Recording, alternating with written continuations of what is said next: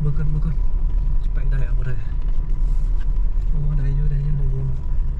อันนั้นจอดสวยตี เขาจอดช่วยกันอันนั้นน่ะ นี่มันก็จอดละล่าซื่อ จอดลาเลยเนาะโอ้ย ๆต้องถึง หมด พุ่น ขอคิดจะไป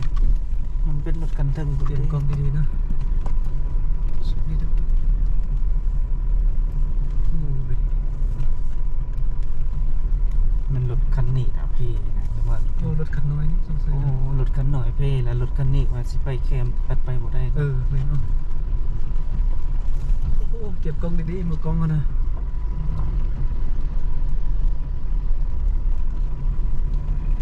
บทนี้แหละจุดที่เขาย่านที่สุดนะ ไปแจ้ง ไปทางนี้ก็ได้ซะโอ้คนรถลากคันนี้ไปบ่ได้แหละจะว่าได้อะ ได้ น่าจะบ่ได้ ได้ลงอยู่สิ ยังหลงเนาะโอ้กระไรเลยคือตกใจคิดว่ามันติดตันทางเขาจะไม่ได้ไปแล้วเขาจอดซวยกันตอนนี้รถบรรทุกจะนี่แหละเขาเนี่ยเขาจอดซวยกันนะเขาโบจิ้มกัน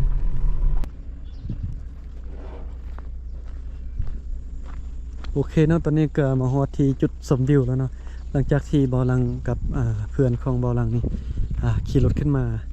จากกาซี่ขึ้นมาภูกรักเส้นทางก็บ่ค่อยดีปานใดเนาะ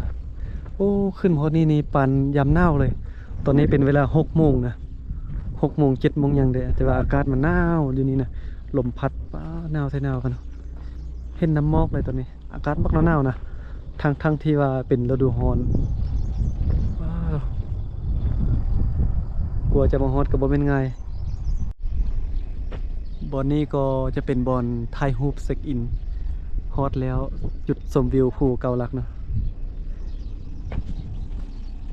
อยู่บริเวณจุดชมวิวนี่ก็มี